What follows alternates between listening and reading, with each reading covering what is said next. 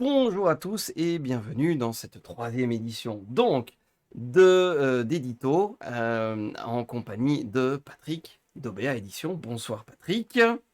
Bonsoir.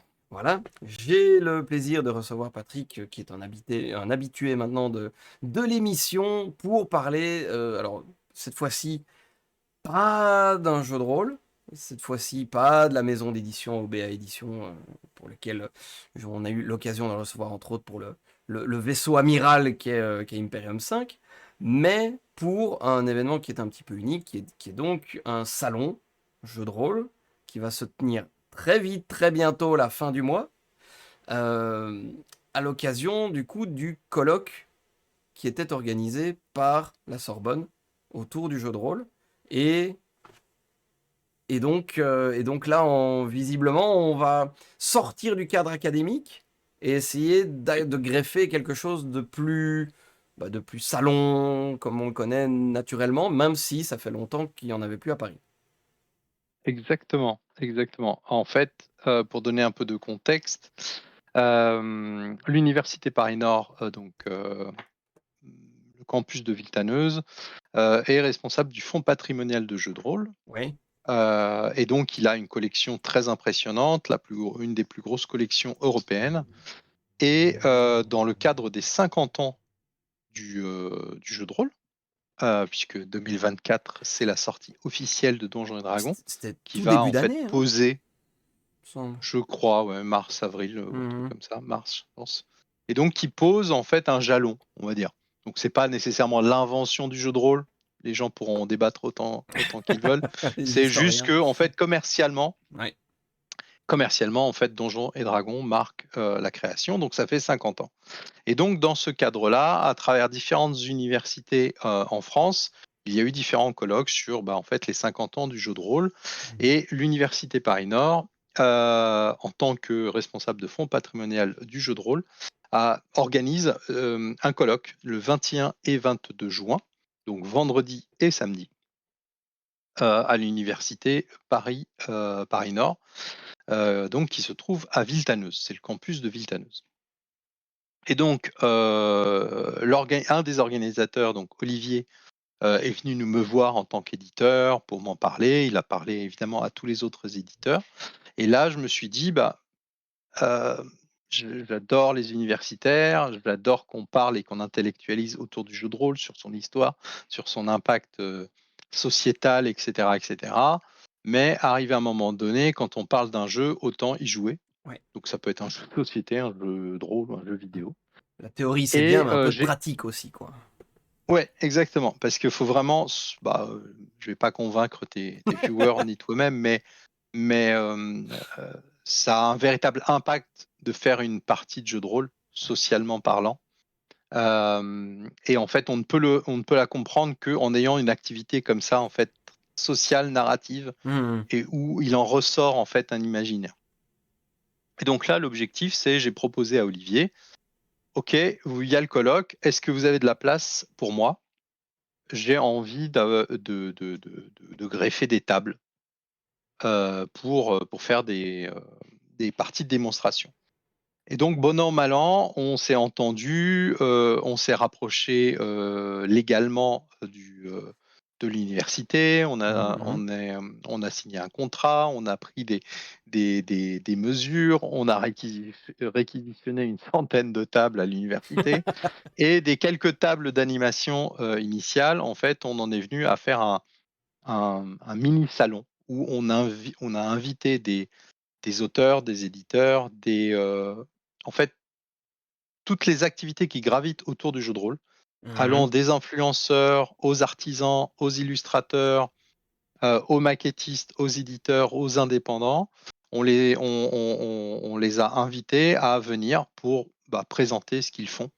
Euh, et c'est vraiment le lieu. C'est-à-dire qu'en fait, il va y avoir une masse d'étudiants Oui, bien qui sûr. ne connaissent pas le jeu de rôle et qui font très peu de jeux de société et Mhm. qui vont en fait découvrir quelque chose de totalement nouveau. Ils ont Oui, peut-être entreaperçu dans certaines séries, oui. mais ils n'en connaissent pas spécialement les, l'ampleur, L'ampleur, on va ouais. dire ludique. Et les Voilà. acteurs aussi différents, les maisons d'édition, Exactement. ouais, c'est ça. Et donc là, bah, en fait, en plus, c'est une université de sciences humaines, donc potentiellement, il y a aussi des futurs graphistes, etc. Et donc, en fait, tous ces étudiants vont pouvoir voir que on peut, bon an, mal an, vivre du jeu de rôle. Donc, Mmh. pas nécessairement en tant qu'auteur, hein, on se calme, Ah, ni créateur de contenu, hein. mais qui a de l'activité, qui a du Oui. potentiel, que ça peut se développer, que ça peut basculer sur quelque chose de beaucoup plus valorisant. Mmh. Et évidemment, on va leur proposer 2 espaces. Un espace initiation pour véritablement découvrir ce qu'est le jeu de rôle, la narration, packagé dans des parties de 45 minutes, 1 heure, avec une mécanique extrêmement simple. Ouais. Et puis, il y a une autre partie du salon qui, lui, sera dédié avec des tables pour les éditeurs ou pour les bénévoles qui veulent présenter des parties de jeu. Mmh. Là, en fait, il va y avoir 6 salles qui peuvent contenir 4 à 5 tables chacune, où là, bah, en fait, les gens vont pouvoir jouer beaucoup plus longuement, heu et sur des mécaniques ou sur des systèmes qu'ils veulent découvrir, et cetera. Donc là, on s'adresse plus aux rôlistes. Et Évidemment, ouais. entre ces 2 zones, on a un espace qui fait à peu près 200 mètres carrés, qui a un grand, comment on appelle ça? Un grand hall En qui est hall, ouais. juste à côté de l'amphithéâtre. OK. Et dans ce hall, bah, en fait, c'est là où il y aura où on fera l'exposition, où on va exposer, en fait, les éditeurs, et cetera. OK. Voilà. Donc ce hall, il est vraiment central, puisqu'il est accolé à À l'amphithéâtre où il y a le l'amphithéâtre. colloque.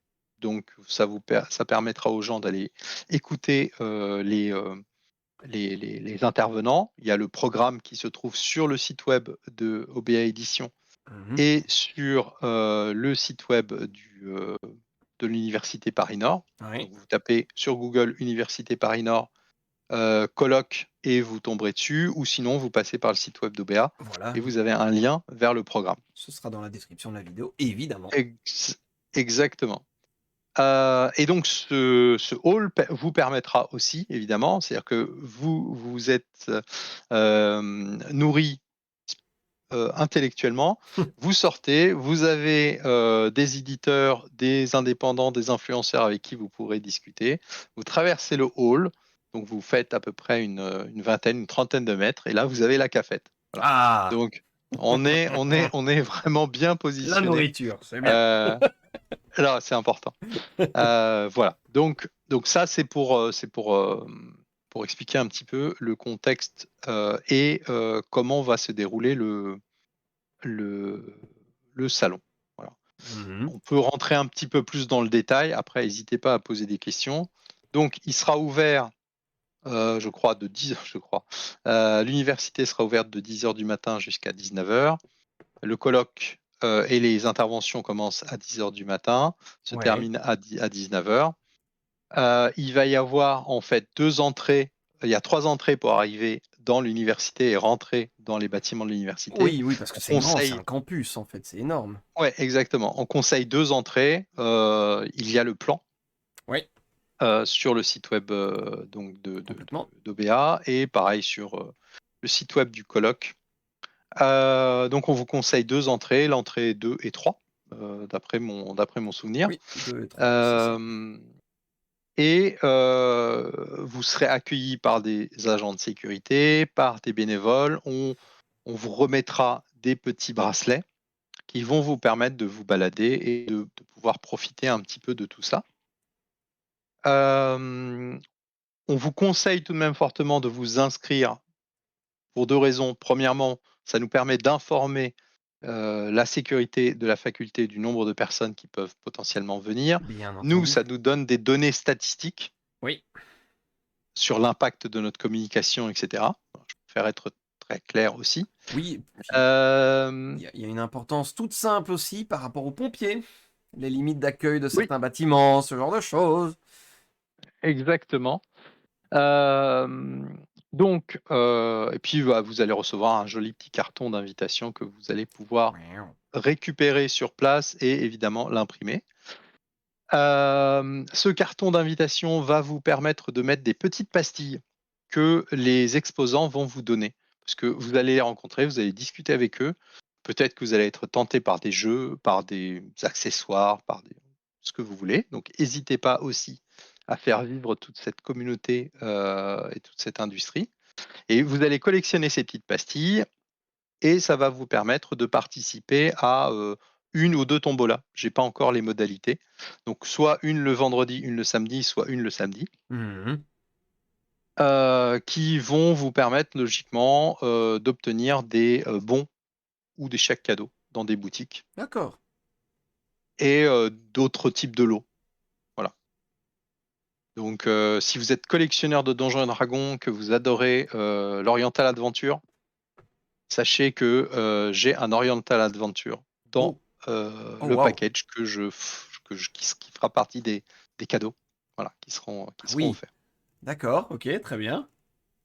Voilà, donc ça c'est pour la partie purement intendance. Donc inscrivez-vous sur le site web. Sur le site, ouais. Euh, Vous venez, vous rentrez, c'est vraiment gratuit. Voilà, c'est important. Mhm. Euh, Pour ceux qui voudraient être exposants, donc pareil, vous pouvez venir et vous inscrire. Là, en fait, on va vous demander tout de même quelle est votre activité, qu'est-ce que vous proposez, qu'est-ce que ça va apporter en fait à des potentiels jeunes joueurs, etc., etc. Bien On est là sûr. pour promouvoir le jeu de rôle. Oui. Et à ce moment-là, vous aurez un petit bracelet exposant. D'accord. Mhm. Et on vous donnera un certain nombre de petites pastilles qu'il faudra donner aux gens Donner aux gens, que vous bien allez sûr. rencontrer. Voilà. On pourra faire du Et deal de pour... pastilles, ça va être incroyable. Ouais, ouais, et ça, je veux pas savoir. Je veux pas savoir. Le marché gris des pastilles, c'est terrible. Et pour finir, en fait, on cherche aussi à avoir des bénévoles. Alors, au niveau des bénévoles, vous allez être un peu multitâche, c'est-à-dire, vous pouvez venir et dire, bah, en fait, moi, j'aimerais bien proposer une partie de Cthulhu et une partie Ouais, de Donjons et Dragons. ok. D'accord, donc on les place et voilà. Ou bien vous dites, bah, donne-moi un truc à faire, je veux bien accueillir les gens le samedi Hmm. matin et le dimanche Hmm. après-midi, Ouais. voilà. Et en fait, voilà. Là, le but, c'est vraiment en fait d'avoir des gens qui vont nous proposer leur aide. Voilà. Et donc, on essaye de trouver avec les boutiques partenaires de quoi un peu récompenser, aider les bénévoles. Évidemment, les bénévoles auront, j'allais dire, le gîte et le couvert. Ils auront que le couvert, hein, parce que je ne vais pas les héberger chez moi. Ouais, je sais. Euh, mais voilà, donc en fait, vous serez bien accueillis en tant que bénévole et euh, on essaiera justement de reparler après cette expérience de qu'est-ce qui vous a plu en tant que bénévole, qu'est-ce que vous auriez préféré changer.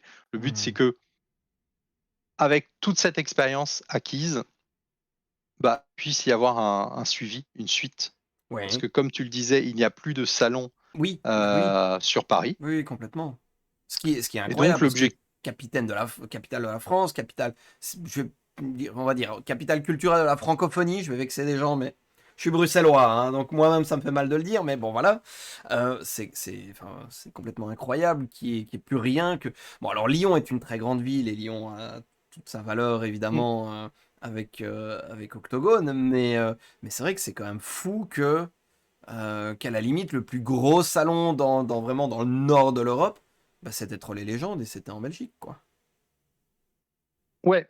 Alors, tant mieux qu'il y en ait un en Belgique. Oui, ah oui, En oui, fait, oui. voilà, il y a pas de concurrence. Là, le but, Non, non, effectivement, bien sûr. c'est de dire, OK, bah, en fait, moi, ce qui m'intéresse dans Paris, c'est pas tant son côté lumière, c'est le fait que il peut être central pour Ouais. toute personne qui est à Lyon et au-dessus, Oui, et oui, sur bien toute sûr. la partie Benelux, etc. Mhm. Donc, potentiellement, en fait, il peut y avoir des gens qui vont venir de Normandie, de Lille, de Belgique, de toutes les régions autour de l'Île-de-France.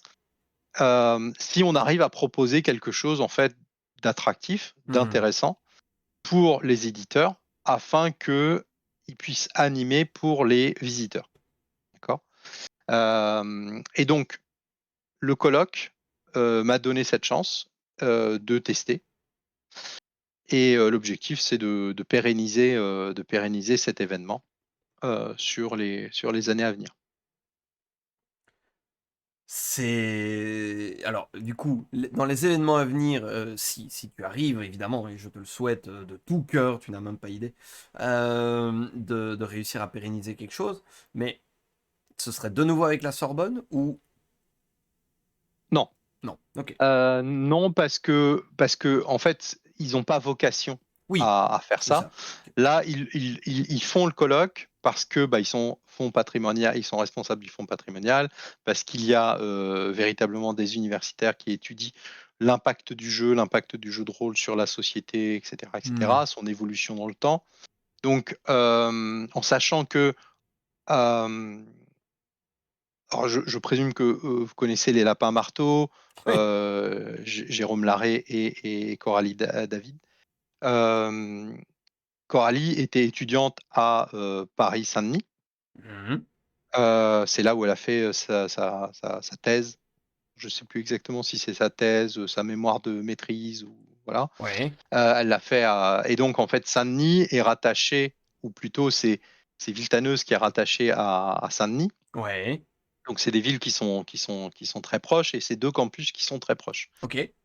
Donc en fait historiquement, ces campus-là sont assez novateurs dans la renaissance du jeu de rôle à partir des années 2000. Ouais, Ça bien ne veut sûr. pas dire qu'il ne s'est pas passé des choses autre Non, part, bien sûr. mais c'est vraiment ponctuel. Voilà. Mmh. Donc, et ça me permet d'avoir plus de liberté sur le nom de la convention, Oui. sur les emplacements, les dispositions.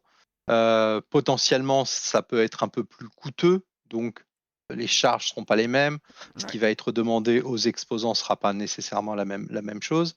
Mais l'idée, c'est de commencer petit, Oui, oui, ça oui. avec peut-être d'autres éditeurs ou d'autres associations ou en partenariat avec des boutiques, et de garder une récurrence. Voilà. C'est un Et épisode cette zéro là, pour récurrence, le coup.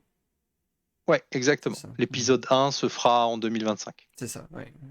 Tu as très bien résumé l'épisode 0. Ouais, ouais, ouais, bah, c'est un petit peu le je vais pas dire le coup d'essai, mais c'est le on commence petit, on teste un petit peu pour voir comment ça fonctionne, et puis on itère là-dessus et on essaye d'aller un petit peu plus loin éventuellement, d'innover. Alors tu disais que les gens qui avaient l'habitude des différents salons, que ce soit Kaisersberg, que ce soit Octogone, le Fige, etc., bah, que pour le moment, vous n'alliez pas vraiment innover par rapport à ce qui se retrouve dans d'autres Ouais. salons.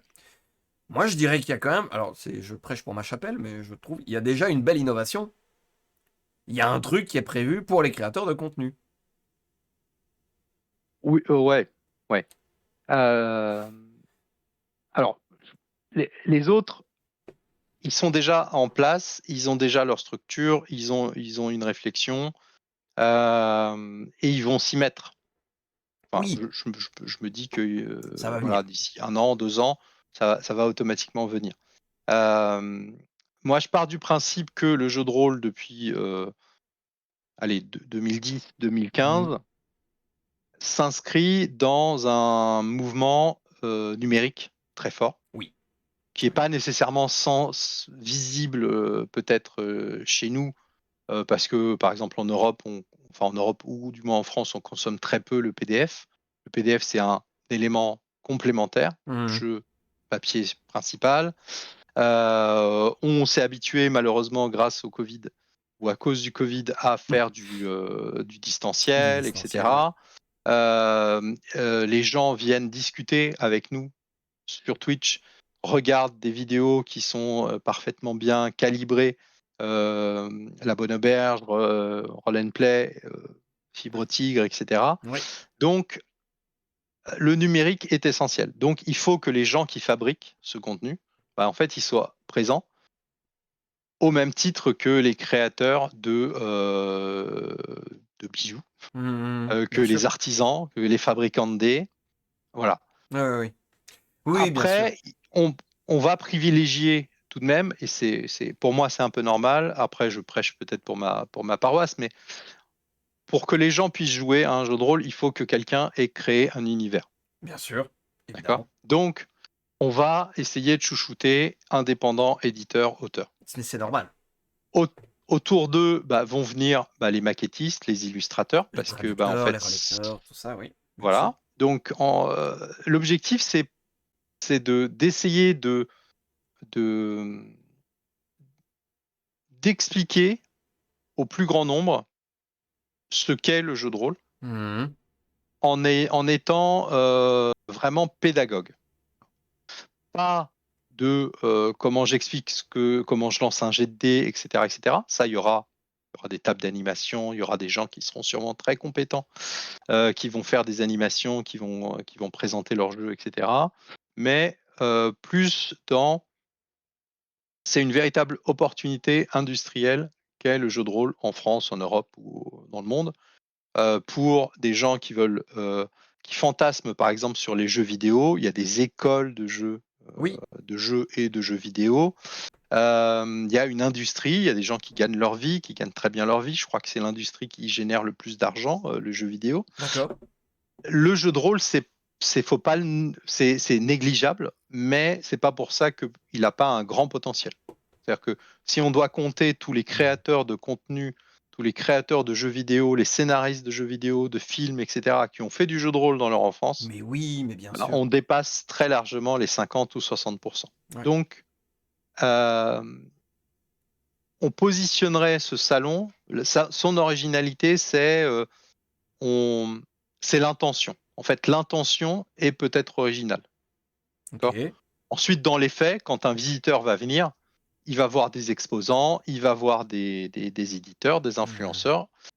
Et le but, c'est que ces gens-là soient accessibles, que ces gens-là fassent de la pédagogie, fassent du prosélytisme pour le jeu de rôle, le jeu de narration, Oui. pourquoi pas le jeu de plateau, de figurines, etc. Mhm. Mais que on fasse le prosélytisme autour du jeu de rôle.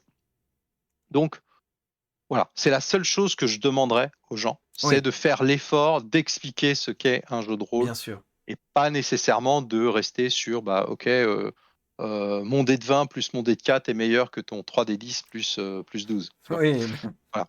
bien sûr. Oui, Euh, oui, oui. Oui, oui, complètement, complètement. Il y a une volonté de pédagogie. Comme tu dis, bon, déjà, on est à la Sorbonne, donc la moindre des choses pour rendre hommage au lieu, c'est de faire preuve d'un minimum de pédagogie, déjà de base.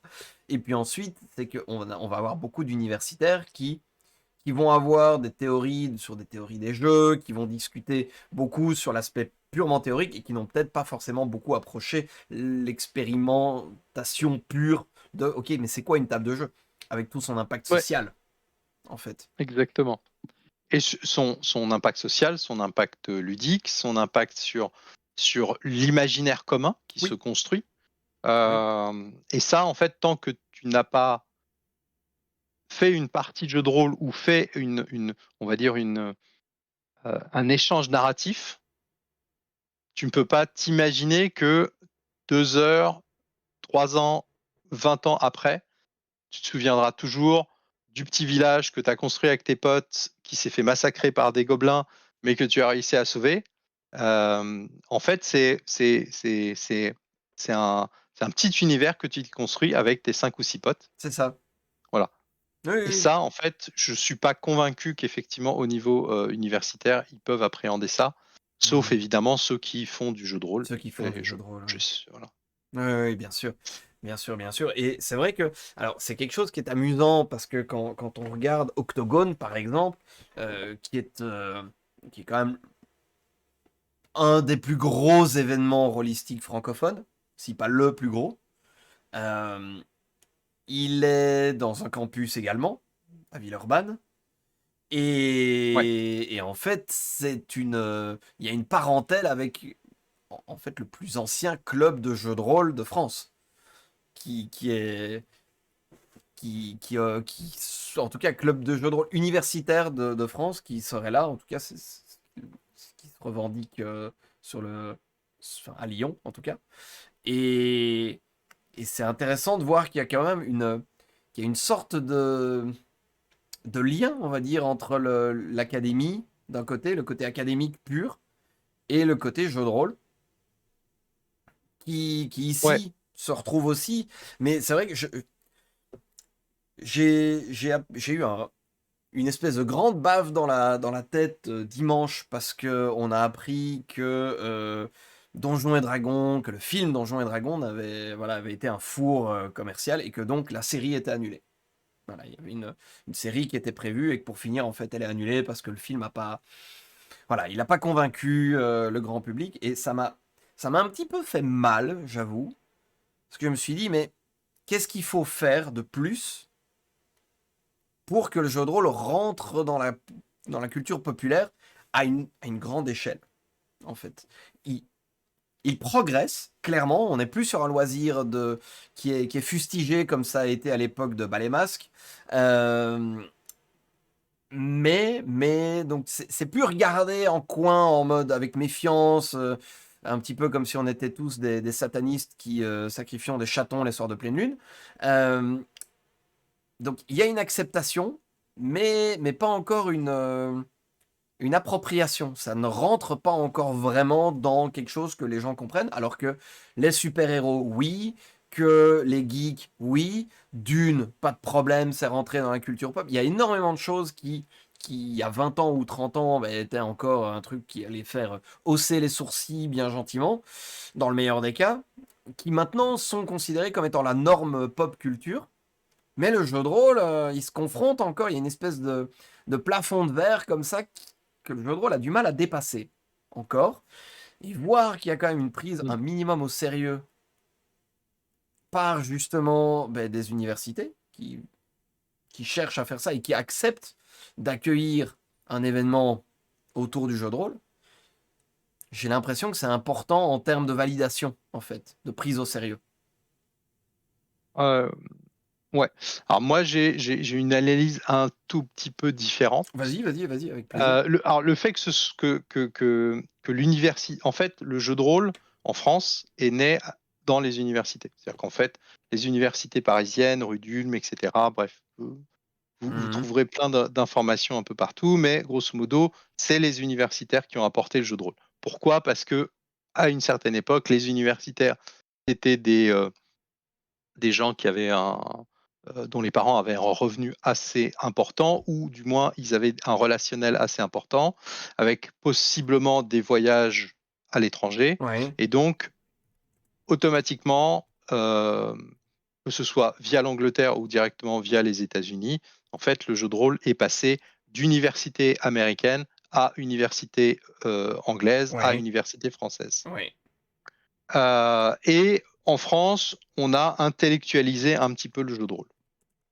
On lui Ok. a donné en fait ces espèces de lettres de noblesse. Après, effectivement, en France, il n'est pas rentré dans la pop culture. Mhm. Euh, Peut-être parce qu'il est un petit peu trop intellectualisé.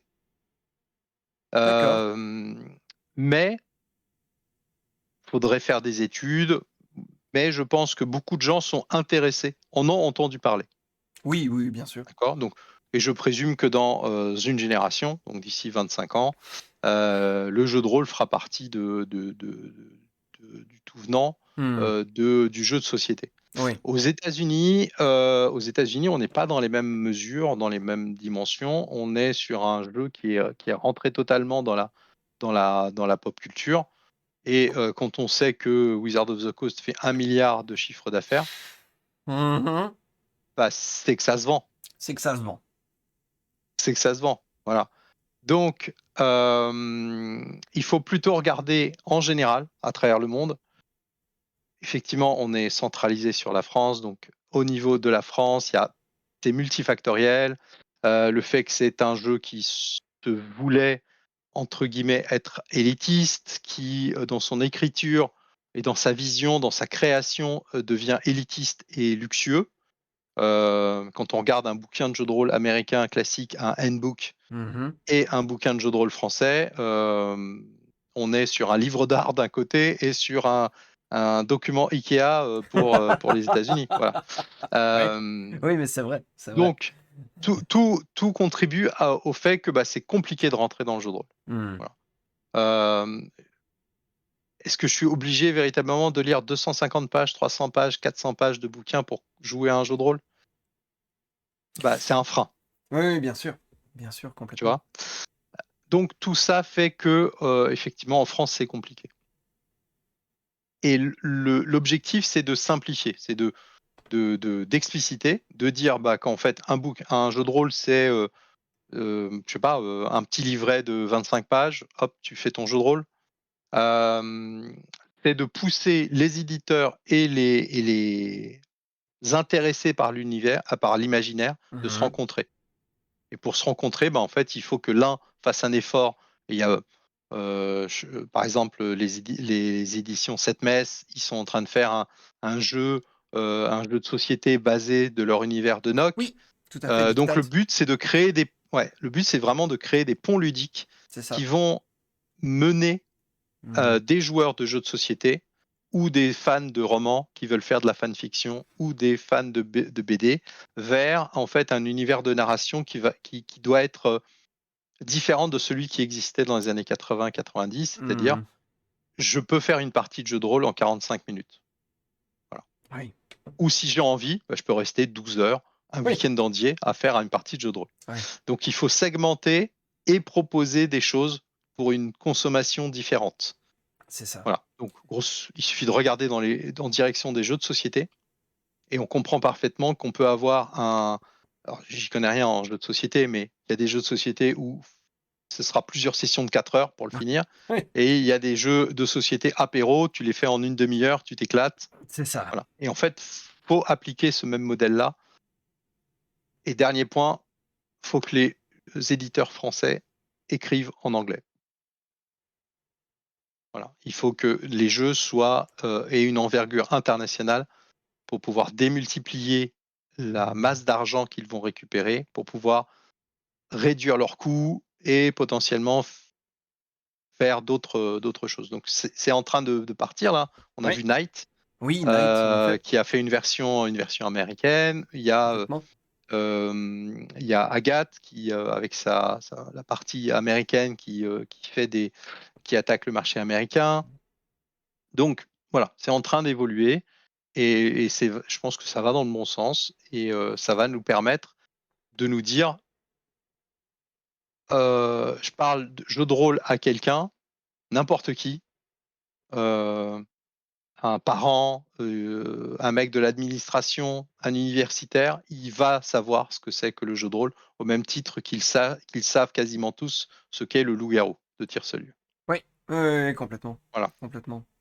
Oui, effectivement, Matt, tu as raison. Il y a Cats de Tlon qui a aussi une version anglaise qui est en cours de travail. Oui, en effet, en effet, en effet. Il y a quelques créations françaises qui essayent de s'exporter un petit peu. Maintenant, c'est vrai que en anglophonie, Donjons et Dragons a une espèce de mainmise absolue. Et j'en discutais avec certains maîtres de jeu justement anglophones qui maîtrisent aux États-Unis. Et c'est marrant parce que les gens avec qui je discutais me disaient beaucoup que oui, mais moi je maîtrise de manière un peu particulière, tu vois. Je mets beaucoup l'accent sur le background des personnages et tout. Et je fais, mais oui, enfin c'est normal. Il dit, ouais, mais non, mais pas ici en fait. Ici, les gens ils veulent du porte-monstre trésor, ils veulent du dungeon crawling. Voilà, tout le côté histoire est nettement moins présent qu'en France, où effectivement, comme tu dis, on a peut-être ce côté à beaucoup plus intellectualiser le truc, à essayer de vouloir vraiment y mettre des intentions, explorer, faire peut-être même de la philo, transmettre des messages d'une manière ou d'une autre. Hmm. Je ne pense pas du tout à Imperium 5 d'ailleurs en disant ça, parce que Et tout. c'est pas comme s'il y avait énormément de messages derrière tout ça. Euh, donc voilà, il y a vraiment j'ai un knock aussi dans le genre une vraie vision de, ok, mais qu'est-ce que le totalitarisme, allez, tout ce qu'il y avait sur l'histoire, c'est une espèce de deuxième guerre mondiale remise à l'échelle de la science-fiction avec un bloc communiste qui a tourné vraiment dans le totalitarisme, le fanatisme religieux, l'administratif, le culte de l'administration, etc., etc. Enfin, tout ça sont des thématiques qui sont probablement beaucoup plus profondes et qui sont recherchées et qui sont appréciées en fait par beaucoup de joueurs qui cherchent un univers Mmh. profond en Europe, alors qu'en Amérique, je vais pas dire pas du tout, je vais pas dire jamais, mais probablement moins. La tradition est Ouais. moins là. Ouais. Alors, aux États-Unis, un jeu de niche aura plus de pratiquants qu'en Europe. Oui, mais D'accord. voilà, c'est ça. Donc effectivement, il y a l'écrasante majorité, c'est du Donjon et Dragon. La plupart des personnes, quand tu leur parles jeu de rôle, elles comprennent pas. Quand tu leur dis Donjon et Dragon, elles comprennent. Oui, Donc il y a une espèce de côté de synonyme, mais il y a beaucoup de jeux qui sont pas du Donjon et Dragon, qui vont proposer des univers oui, qui peuvent être très forts, etc. Mais comme ils sont en anglais et que ils ont des auteurs qui sont très investis, bah en fait, même si ça reste des jeux de niche, ils vont générer 80 000, 100 000, 120 000, 200 000 dollars, ce qui correspond en fait à un top financement participatif en oui, France. oui, Voilà. oui, oui, Donc c'est. faut tout de même relativiser. Non, non, bien sûr, Euh, bien entendu, en termes de mais volume, on parle pas de la même chose, quoi. Clairement. Mais effectivement, la culture européenne est un peu différente de la culture américaine et on se retrouve en fait avec cette différence-là. Et je pense que les éditeurs français, ça fait partie, tu vois, je discute avec toi et ça fait partie potentiellement des idées en se disant, bah tiens, est-ce que à un moment donné, on va pas organiser une espèce de vote et on élit un jeu et à ce moment-là, on finance ce jeu ou on aide l'éditeur à financer en fait la traduction de ce jeu. Ça peut être hyper intéressant. Tu vois, Oui.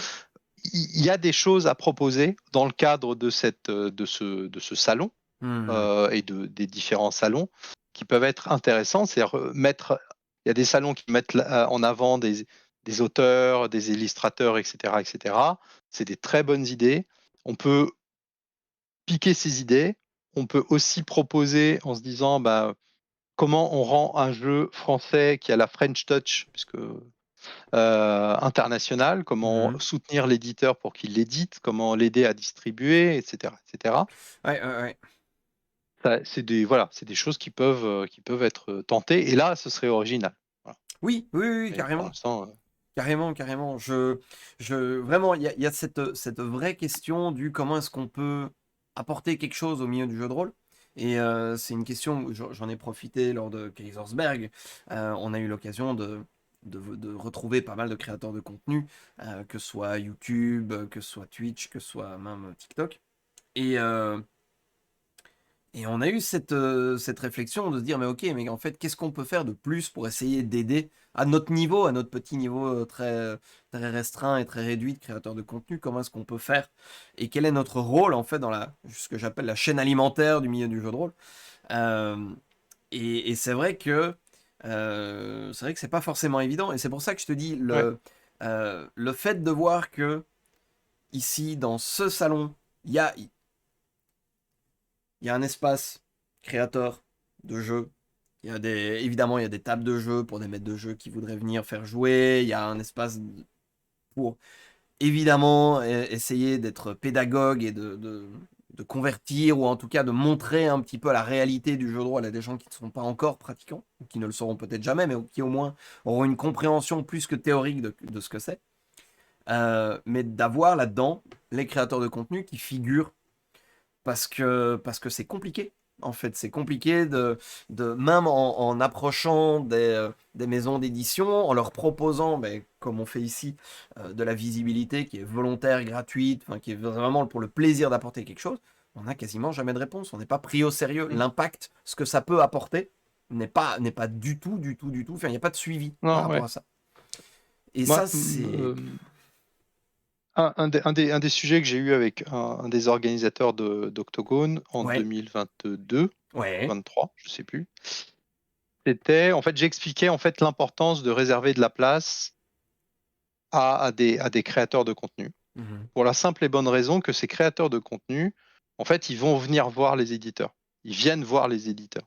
Donc, sur le salon, évidemment, on va vendre, Ouais. mais ensuite, on va avoir 3, 5, 7 vidéos qui Ouais. vont se diffuser. Et sur 3 mois, 4 mois, en fait, on va avoir un retour sur investissement parce Hmm. qu'on aura été interviewé par X, par Y, etc., etc. Donc, ils ont rien que ça, sans le fait de sans le bonus de création de contenu, puisque Ouais. ça c'est un véritable bonus, Mhm. bah, il y a un impact sur le marché du jeu de rôle. C'est-à-dire Oui. que euh, alors, j'ai pas de chiffres là en tête, mais Mhm. euh, sur Imperium 5, au moment de sa sortie en 2021, Ouais. on va dire qu'il y a eu 75-80 exemplaires qui ont été vendus directement, Mhm. et il y en a eu autant jusqu'en décembre. C'est-à-dire qu'en fait, tout le stock que j'avais mis chez Novalis avait totalement disparu en, euh, en 3-4 mois. 4 mois, ouais. Ouais. Et c'est parce que des gens sont venus m'interviewer, parce que j'ai discuté avec des gens, voilà, qu'on avait fait des petites parties qui ont été filmées, etc. Donc, ça, c'est hyper important. Hmm. Et Ouais. on peut pas ne pas l'intégrer en 2024. Je trouverais ça totalement stupide. Mais je voulais revenir juste Oui. tu disais à un moment donné, je ne vois pas ce que vous pouvez faire de plus Non, je ne vous sais en pas. tant que. Je ne sais pas. Voilà. Alors moi j'ai une suggestion. Ah, vas-y. Après, elle peut faire, elle peut faire débat. Ok. Euh, ne, de temps en temps ou assez régulièrement ne plus parler de jeu de rôle et faire autre chose. Faire du jeu de société, Mhm. faire Oui. du commentaire de film, Ouais. faire Du de. jeu Voilà. vidéo ou En quoi que ce fait, soit. Ouais. quand vous parlez jeu de rôle, vous parlez à des viewers qui sont joueurs de jeux de rôle. Ouais. Et en fait, les joueurs de jeux de rôle qui parlent aux joueurs de jeux de rôle, ça n'a jamais permis d'initier des Non. non-joueurs Ben de non, jeux de rôle. bien sûr. Voilà. Bien sûr. Donc, un des trucs, c'est de regarder au-delà du jeu de rôle, Mhm. le jeu vidéo, le jeu de société, Ouais. parler de BD, parler de films, parler de séries, et potentiellement faire des matchs en disant ah j'ai lu cette BD, etc., etc. Et là potentiellement ça m'a donné une idée pour une campagne. Et voilà. Faire des ponts Mais culturels. ouais, exactement. Ouais. Voilà. Moi c'est mon idée depuis 2020, Je suis c'est d'accord avec créer toi. des ponts ludiques. Ouais. Et c'est important de dire aux gens qui viennent, de les prendre par la main, de leur expliquer qu'ils s'amusent et de leur expliquer comment ils s'amusent et à la fin de leur dire bah, en fait, vous vous amusez avec moi parce que en fait, j'ai une culture rôliste et Mhm. voilà ce que c'est que la culture rôliste. Pas Ouais. nécessairement de lui balancer la culture rôliste dans la gueule tout de suite parce C'est que sinon ça. il va fuir, Ouais. Ouais. mais de l'emmener à traverser ce pont et puis à arriver et après bah, il se sent confortable ou non, il le traverse ou il reste d'un côté. Enfin bref, Oui, bien sûr. euh, voilà. Moi, je l'ai souvent vu dans les différentes initiations qu'on a pu faire au travail là où je suis. Il y a une trentaine de joueurs de jeux de rôle maintenant. Ok. Parmi cette trentaine de joueurs, il y en a une vingtaine en fait qu'on a initié avec 2 ou 3 personnes. Ok. Waouh. Et parmi celles-là, parmi ces 20 personnes sont devenues véritablement des joueurs réguliers. Mhm. Parmi ces 20-là, il y en a au moins 5 qui sont devenus des meneurs de jeu, initiateurs, force de proposition, Ouais. etc., etc. Et donc, c'est uniquement parce qu'on n'a pas expliqué ce qu'on allait faire. Ouais. Voilà. Donc, le but, c'est d'emmener les gens, de leur dire, ah bah tiens, voilà, bon, je vais faire un peu de pub, voilà, l'une est en préparation. Oui. Oui. Euh, le but, c'est de ne pas expliquer qu'on va faire un jeu de rôle, on va faire juste un jeu de société, ça se joue avec des cartes. Puis à certains moments, en fait, il faudra être un peu dans son personnage ou raconter ce que peut faire un personnage comme si on décrivait une scène d'une série, d'une BD, d'un roman. Et après, on explique, bah voilà, d'idée de faire un jeu de rôle, et puis ça s'arrête là. Donc Mmh. pour moi, en fait, c'est moins parler de jeu de rôle et plus parler de tout ce qui entoure le jeu de rôle ou ce que le jeu de rôle nourrit, en fait. Ouais. Et puis, à partir de là, euh, tisser des ponts pour emmener les gens et leur faire découvrir le jeu de rôle. Oui, oui, bah, je suis carrément d'accord avec toi parce que, bah, alors c'est bête, mais tu le sais, je fais jouer la campagne de l'ennemi intérieur de Warhammer, qui est un monument de l'histoire du jeu de rôle. Et en fait, j'ai profité par exemple de la sortie du jeu Total War Warhammer 3, qui était très D'accord. attendu. Et donc, en fait, on a vraiment commencé plus ou moins la campagne quand le jeu vidéo est sorti. Et donc, évidemment, dans la semaine, j'avais 2 ou 3 jours où je streamais du Total War Warhammer. Et chaque fois qu'il y avait des raids, des gens qui venaient et qui découvraient la chaîne parce qu'ils découvraient le jeu vidéo, ou qui cherchaient des Mhm. créateurs de contenu sur le jeu vidéo, il y avait cette petite com de dire: Ah, mais si vous voulez, le vendredi, on a du jeu de rôle dans le même univers. Donc, si vous aimez le lore du jeu, si ça vous intéresse, si vous voulez apprendre plus de choses, si ça vous intéresse de découvrir, si vous êtes curieux, boum, vendredi, rendez-vous. Vous allez voir, on reste dans le même univers, c'est juste une autre Mhm. proposition autour de cet univers-là. Et ouais, ouais, ça a eu son petit succès, ça a permis d'amener des gens. Voilà. Donc ça, Mhm. je pense effectivement que c'est un peu ça qu'il faut faire. Et on voit pas mal d'éditeurs qui le font sur des univers de jeux vidéo. Ouais. On a de jeux de rôle ou même il y a eu Avatar qui est sorti il y a pas longtemps, donc de manga. On a eu Assassin's Creed qui est sorti en jeu de rôle il y a pas longtemps. On a Mutant Year Zero qui est quand même un jeu vidéo à la base aussi. Euh, donc il y Alors c'est a l'inverse. C'est un jeu de rôle qui est devenu un jeu c'est un vidéo. jeu de rôle qui est devenu jeu vidéo, mais qui Ouais, du coup est ouais. ressorti en jeu de rôle après. Il y a une nouvelle Ouais, ouais, édition. pour la version, pour la version ouais, française. Ouais, ouais, Mais c'est ça. alors, je veux juste rebondir sur Polydev. Oui, Alors, prendre un rôliste par la main. Moi, je dirais prendre comment dire, un rêveur par la main ouais, pour c'est l'emmener ça. vers le jeu de rôle. C'est D'accord? Parce ça. qu'en fait, le rôliste, il a besoin d'être mené nulle part. Le Oui. rôliste, bah, vous êtes là, vous êtes en train d'écouter Silky. Potentiellement, vous allez feuilleter ou regarder un blog ou un vlog ou whatever. Et vous avez une culture, vous ne vous rendez pas compte, mais vous avez une culture holistique qui est déjà hyper importante. Ouais. Ouais, ouais, complètement. Vous n'avez pas spécialement besoin d'aller dans une boutique, demander l'expertise d'un boutiquier parce que vous avez déjà le Mhm. nom de l'éditeur, le nombre de pages, quelle va être la gamme, quand est-ce que ça a été traduit, etc. Vous l'avez, ça, en fait. Vous pourriez Oui, oui. être vendeur dans une boutique de jeux de rôle. Oh mon Dieu. Là, le but, c'est vraiment, en fait, de dire, OK, tu es un peu curieux de ce que c'est la narration, de ce que c'est le jeu de Hmm. rôle, tu fais des jeux de société, tu aimes bien Harry Potter, tu as envie de jouer à un magicien, Ouais. viens, voilà, tu vas pouvoir faire de la fanfiction. Ouais, bah oui, Voilà. c'est ça. C'est ça. C'est exactement ça. Alors, petite question quant à l'événement qui va se tenir à la Sorbonne, donc les 21 et les 22 juin. Euh, vous avez ouvert Bon, donc, euh, vous avez ouvert un petit peu les inscriptions, bah, il y a quoi? Il y a 2 jours, 3 jours? ouais, Tu as quoi comme maison tout à d'édition? fait. Évidemment, il y a OBA qui sera là, évidemment. Ouais, alors c'était pas envisagé au départ, parce que l'objectif c'était vraiment de m'investir complètement. Après, Ouais, qu'il y ait des parties d'Imperium, de Wallwide, de Lune de qui soient l'une, ouais. faites, ça c'est une chose. Mhm. Mais qu'il y ait une présence d'OBA, voilà.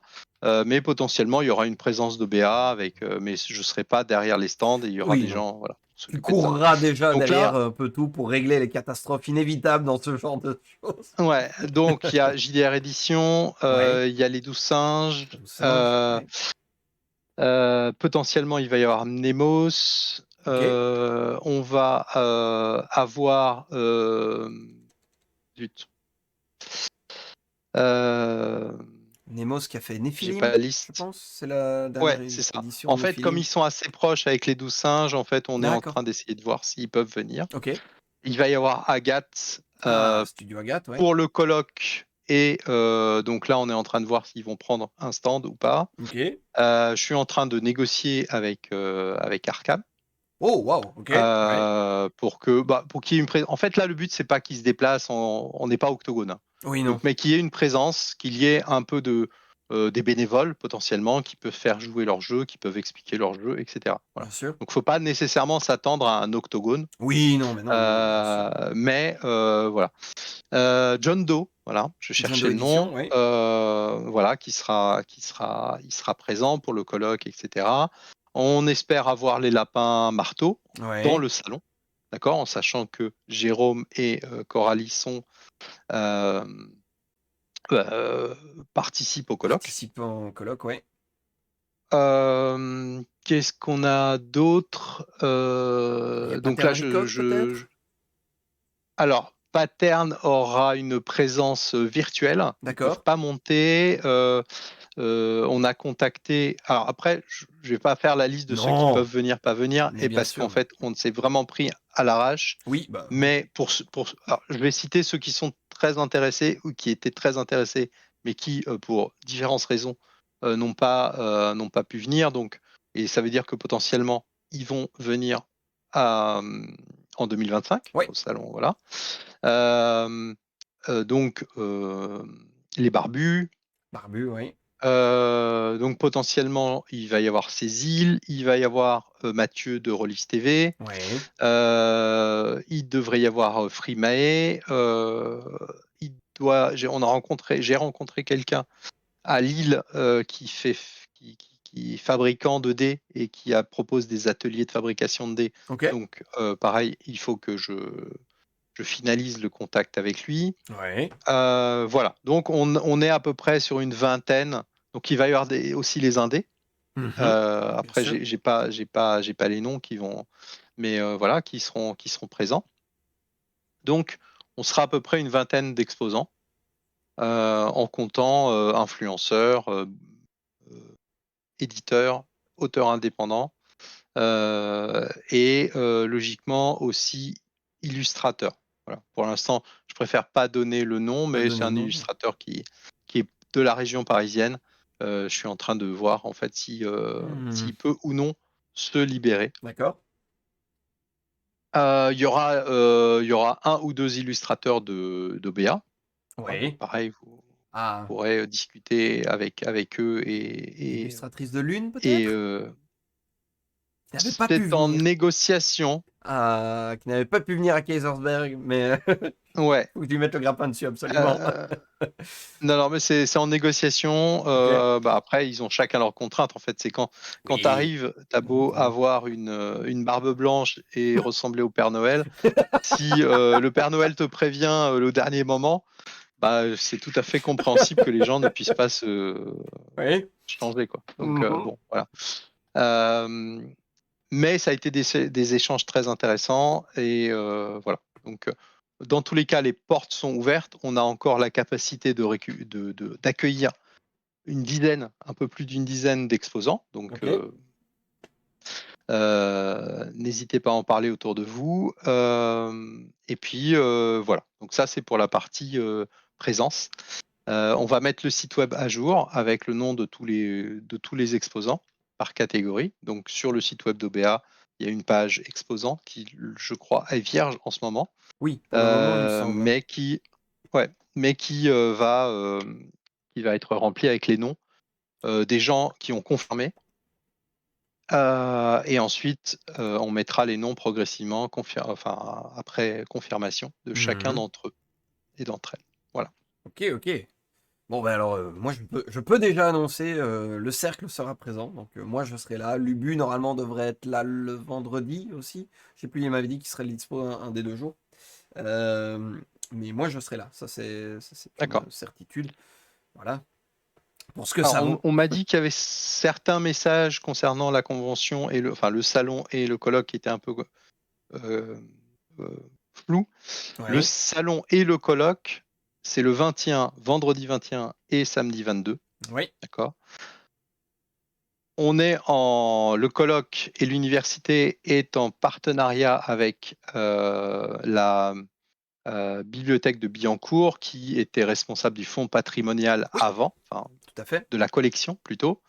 Et le dimanche, ils organisent à Boulogne-Billancourt des parties de jeux de rôle, d'initiation, de découverte, voilà. Mais c'est pas le salon qui se déplace, c'est vraiment en fait une initiative Ouais. parallèle, initiée par l'université et par Boulogne-Billancourt. Voilà. Hmm. Nous, le salon, il est venu se greffer après. Après, Voilà, oui, donc c'est en ça. fait, c'est nous qui sommes le parasite. Oui, oui, la pièce Et rapportée. voilà, on parasite que le salon, que l'université et que le colloque. Donc vendredi 21 et samedi 22.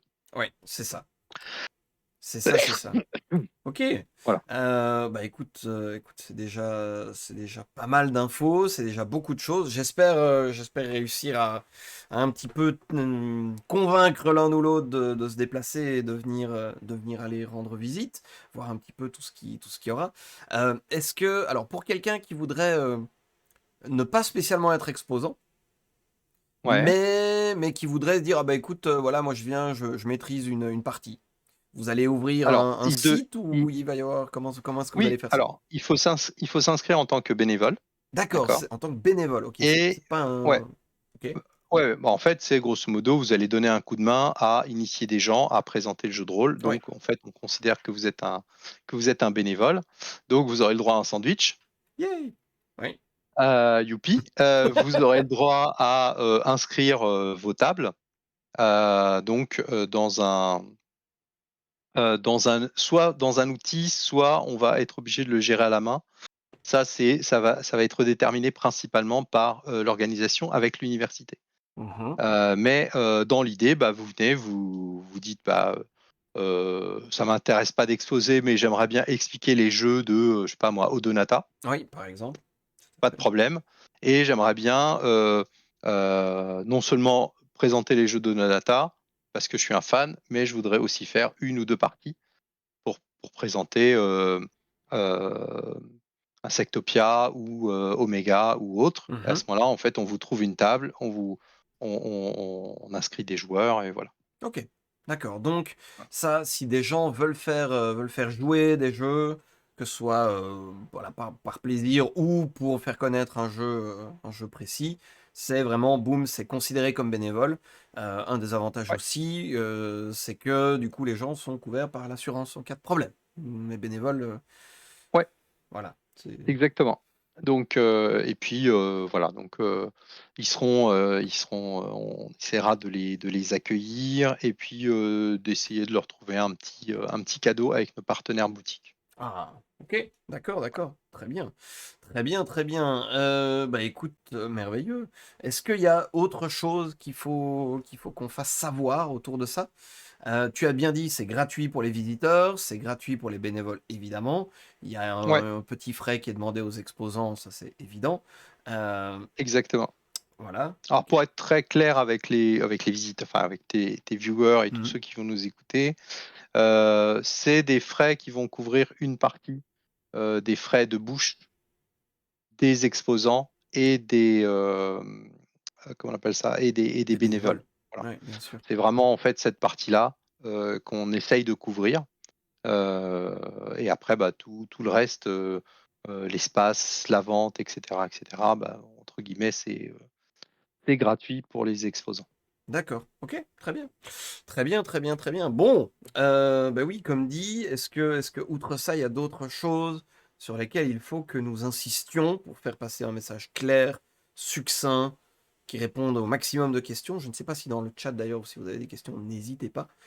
Euh, mais est-ce que toi, Patrick, tu as l'impression qu'on a fait le tour de ça? Je pense qu'on a fait le tour. Il y a vraiment deux choses à cet événement.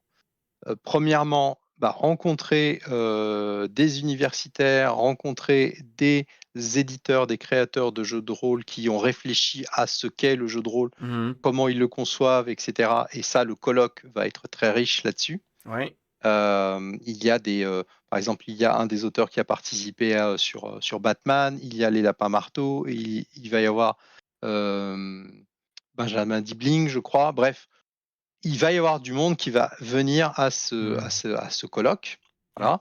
Deuxième avantage, vous aurez la possibilité de rencontrer quelques éditeurs, quelques auteurs, quelques indépendants, quelques influenceurs, quelques artisans, et de pouvoir faire des parties de jeux de rôle, de découvrir des jeux de rôle que vous connaissez pas, que vous connaissez, et potentiellement, si vous le souhaitez, vous pouvez devenir aussi bénévole pour nous aider à faire découvrir tout ça.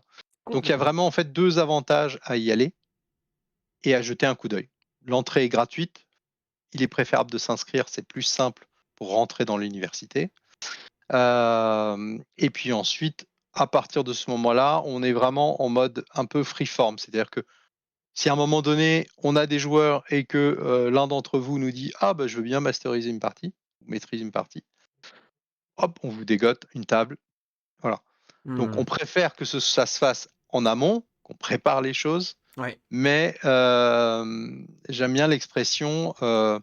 Alors, je me souviens même plus de l'expression. C'est grosso modo, en fait, dès qu'il y a une opportunité, on saute sur cette opportunité. L'occasion fait le larron, en gros.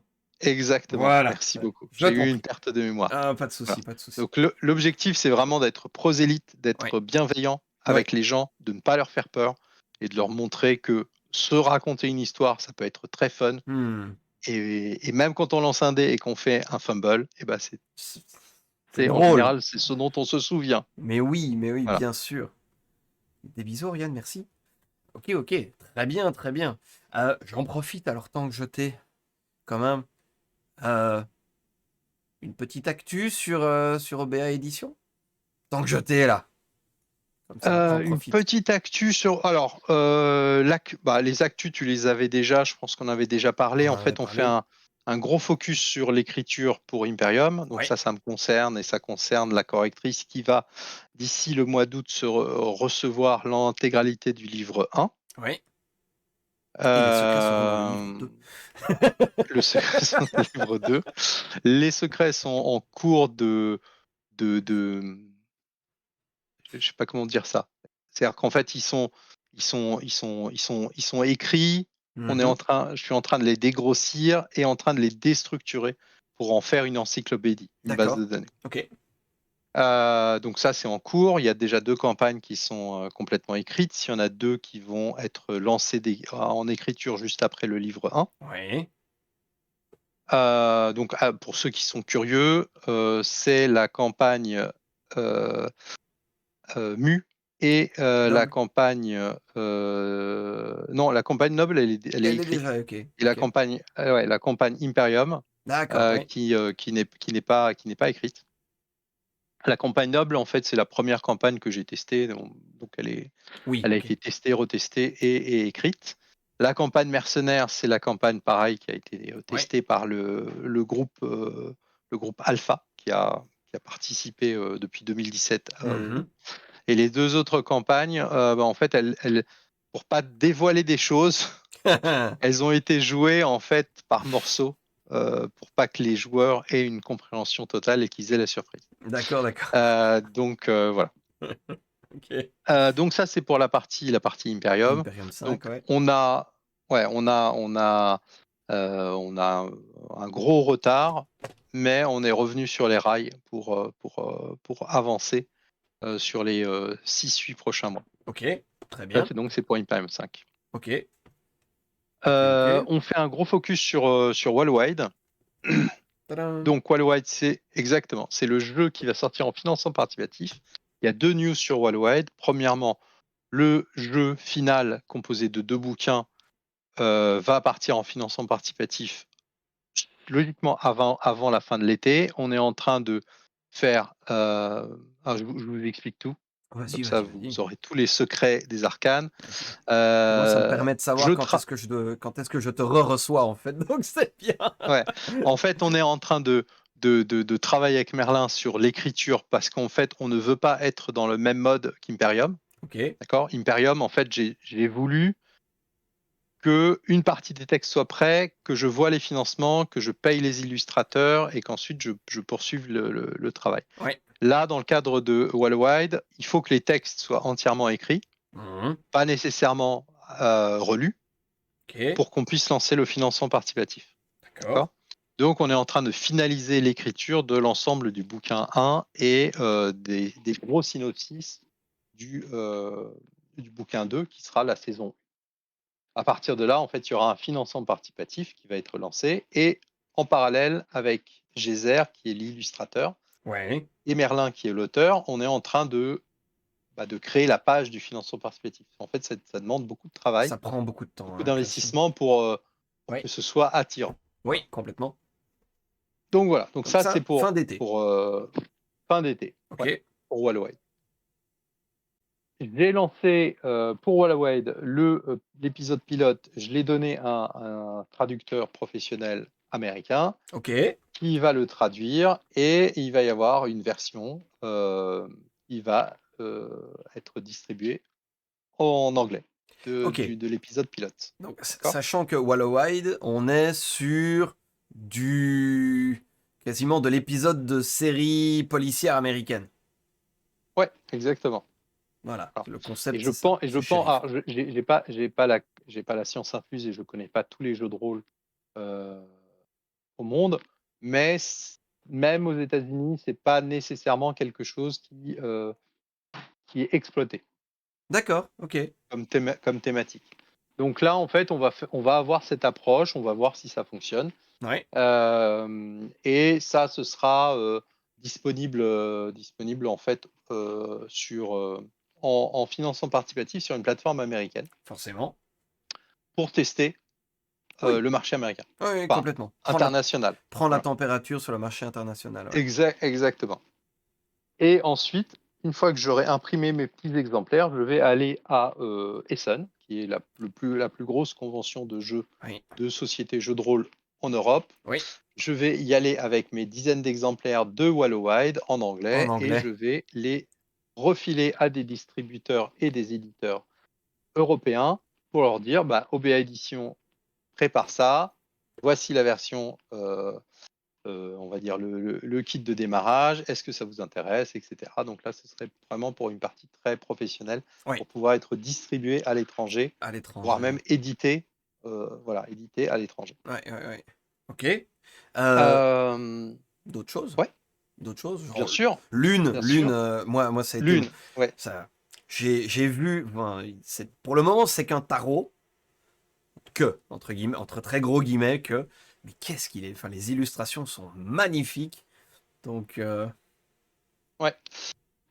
Alors, bah, c'est le deuxième focus. ouais. C'est Lune. Je sais pas si Ouais, ouais, après, vas-y, vas-y. avec la lumière, tout ça, bref, on voit Mhm. peut-être pas nécessairement correctement. Voilà, par exemple, là, c'est le roi. Vous pouvez aller sur l'Instagram de Lune le jeu. Vous verrez des images du background un peu qui va être décrit. Donc là, en fait, c'est notre deuxième focus.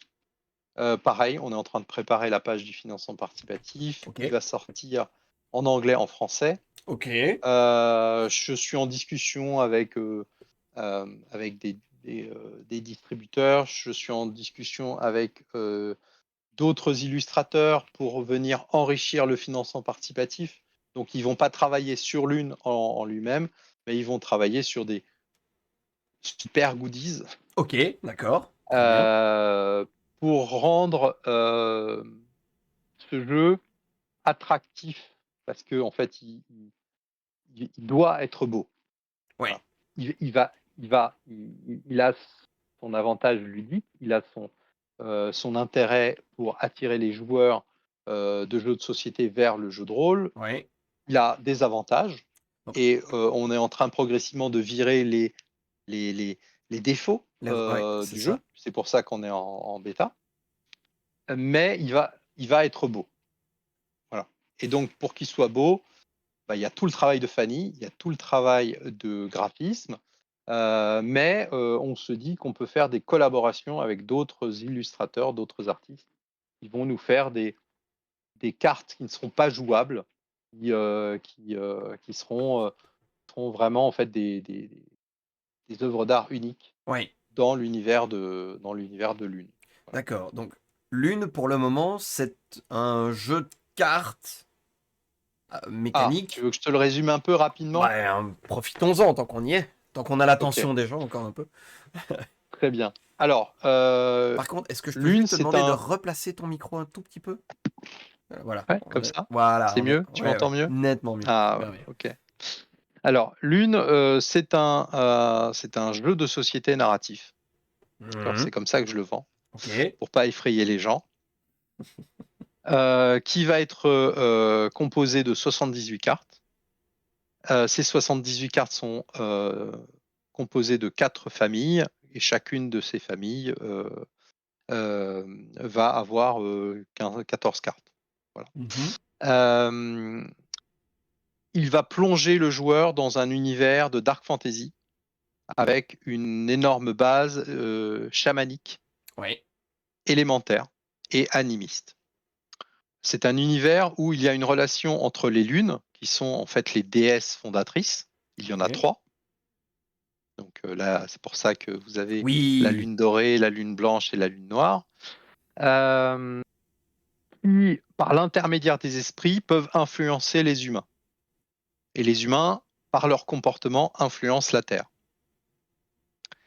Et pareil, bah, les humains peuvent influencer les esprits et ils peuvent influencer les lunes. Donc cette mécanique-là, en fait, elle est sous-tendue dans les différentes mécaniques du jeu et dans le contexte du jeu. D'accord. Quel est le principe du jeu? C'est on va voir des cartes qu'on appelle des cartes événements qui vont représenter des choses et on va se poser 3 questions à chaque fois. On va se poser la première question, c'est en quoi la carte est corrompue ou elle Ok. est liée à la lune sombre. Ouais. Deuxième question, en quoi elle m'empêche d'avancer. Ok. Troisième question, comment je vais m'en défaire. Ok, d'accord. Ok. Les Très 2 bien. premières questions, c'est des questions de jeu de rôle solo, on va dire. Donc s'il n'y a pas de meneur, puisqu'il est possible de jouer à l'une avec ou sans meneur de jeu, Ok. donc s'il n'y a pas de meneur de jeu, je peux me poser ces 3 questions, ce qui va me permettre de me raconter une histoire ou de Mhm. raconter aux autres autour de la table une histoire.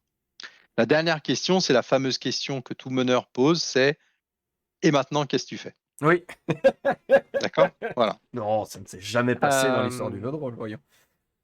non, jamais. Jamais. Une fois qu'on passe cette phase un peu narrative, Mhm. on bascule sur une résolution mécanique où on va placer ces cartes d'une certaine manière et Ok. on va en fait résoudre la situation. Et pour résoudre la situation, eh bien, vous avez des cartes dés. Les cartes des, ouais. Voilà, chaque joueur en a 6 qui vont de 1 à 6, qui sont aussi vos points de vie.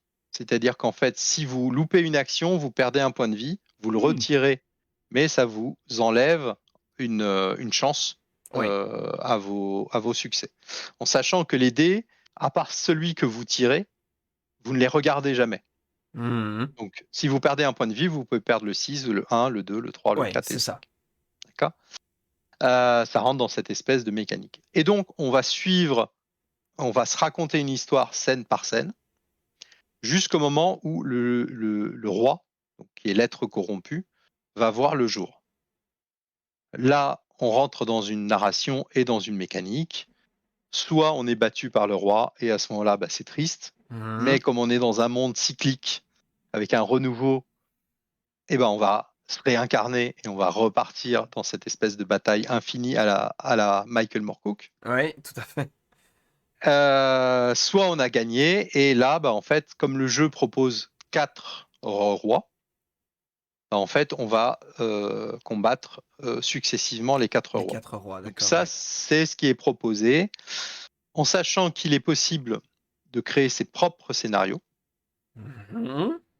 On prend les cartes événements, on les Ouais. met dans l'ordre qu'on veut, on les pose, et là, on va tirer les cartes et on va raconter une histoire.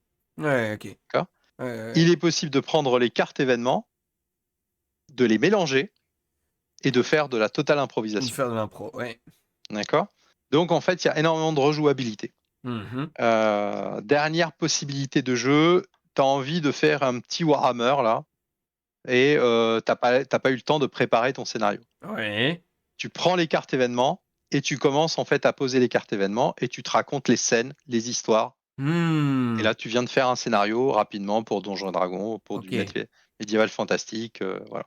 Ouais. Voilà. tu vois, tu tires la carte d'une des créatures, d'un des chiens des enfers. Bah, là, tu dis, bah, ok, le départ de mon histoire, c'est un chien des enfers qui vient de sortir et il a ravagé à tout un village, etc. Hop, tu Hmm. tires une deuxième carte et tu te racontes à toi, en tant que meneur de jeu, ton histoire. Tu crées des notes et Prends là, des tu notes, pars en ouais, c'est ça. improvisation pour faire une partie de donjon. Ouais, ouais, ouais, ok. Ouais, ouais, je Voilà. vois. Ok, ok, ok. Et tu disais, là, il y a potentiellement l'idée d'avoir un univers et donc d'avoir un jeu de rôle et qu'on explore un peu plus l'idée. Dans un Ouais, futur exact.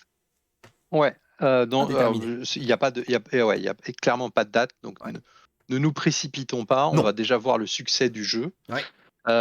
Mais moi, dans mon idée en tant que rôliste, en fait, je vais créer un livret de contexte qui va contenir du lore, des mécaniques de jeu basées sur les cartes. C'est-à-dire que pour jouer, vous aurez besoin des cartes. Elles seront incluses. Ça va être des cartes d'influence, ça va être des cartes en fait qui vont véritablement changer votre narration. Mhm. Ça va être des cartes qui vont modifier la thématique d'une scène, Ouais. etc., etc. Donc, c'est pas nécessairement des cartes qui vont venir être mécaniques pour résoudre une situation, mais Ok. ça va vous permettre d'enrichir votre scène. Ouais. Et il y aura toute une partie du lore qui sera accompagnée d'illustrations, etc. Je pense que ce sera un livret assez fin de 125 à 180 pages, quoi. D'accord. Voilà. Ok. Moins de 200, C'est donc. Ok. ouais, moins de 200. C'est toujours dans le même objectif, c'est qu'en fait, on puisse passer très facilement d'un jeu Oui. de cartes Carte. à l'univers du jeu de rôle Mm. après. Ouais, oui, c'est ça. C'est ça, Voilà. pour augmenter le côté transmédia, en fait, et le passage, l'accessibilité, le pont ludique d'un jeu de société, jeu de cartes, qui se joue très vite, très facilement, à vraiment au jeu de rôle, et inversement, avoir un jeu de cartes qui peut aider au jeu de rôle, Exactement. en Ouais, accessoire c'est ludique, ça. ouais, ok. Tu as tout compris, tu peux faire partie d'OBA Édition. Voilà. Est-ce une proposition? Non, je ne peux pas rémunérer les gens en tant que salarié. Je suis désolé, ce n'est Non, pas mais une proposition. pas de problème. Je ne peux pas être salarié dans tous Mais les cas. voilà, voilà, c'est l'idée fondamentale que je veux défendre au travers Oui. d'OBA. C'est comment tu convertis en masse des joueurs de jeux de société, des gens qui aiment l'imaginaire, Hmm. mais qui se sentent frustrés, qui vont faire de la fanfiction. Ouais. Et donc là, c'est de leur apporter des outils extrêmement simples pour qu'ils puissent basculer très facilement vers le jeu de rôle. D'accord, d'accord. Ok. Bah écoute, très bien.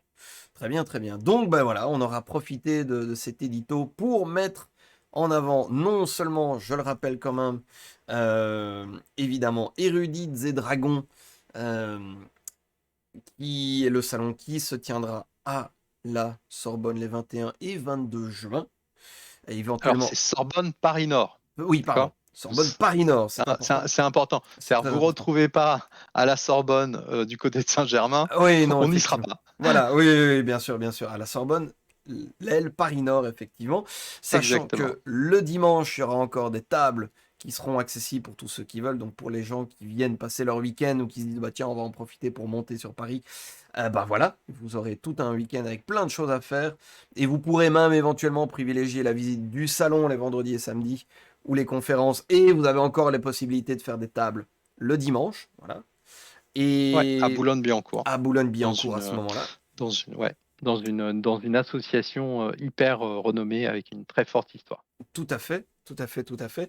Et donc voilà, ça c'est une première chose. Deuxième chose, évidemment, toute l'actu de OBA Édition. On a un petit peu suivi ça. De toute façon, on aura des épisodes d'édito qui vont suivre avec, à l'occasion de chacun des futurs financements participatifs, pour que ce soit pour Wallowide, pour Lune, pour que sais-je encore.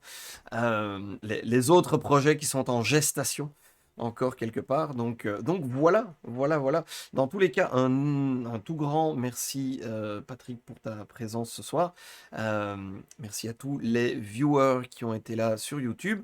Merci encore d'avoir suivi pour ben, cette cette troisième édition d'édito. Voilà. Le format de nouveau, hein, je le rappelle un petit peu comme c'est encore tout nouveau, le format qui essaie de suivre l'actu jeu de rôle, les nouveaux projets, les financements participatifs, les événements, les gammes, les suppléments, peu importe, voilà, tout ça, on essaye de vous tenir au courant de manière relativement concise, donc 1 heure, 1 heure et demie, quelque chose comme ça, voilà. Si vous avez aimé ça, n'hésitez pas à liker la page, à vous abonner un petit peu partout, que ce soit sur Twitch, sur YouTube. Évidemment, n'hésitez pas également à aller, s'il vous plaît, dans tous les liens dans la vidéo. On a quand même, OBA Édition a aussi une page YouTube, il y a un site, il y a des tonnes de choses à aller visiter. Donc, n'hésitez pas à suivre OBA Édition, également surtout les réseaux sociaux que vous fréquentez vous-même. Comme ça, vous pourrez être tenu au courant de l'avancement de tous les projets. Voilà, voilà. Le petit laïus publicitaire est terminé, donc, chers amis de YouTube, une très bonne soirée et à très vite. Au revoir YouTube. Bonne soirée.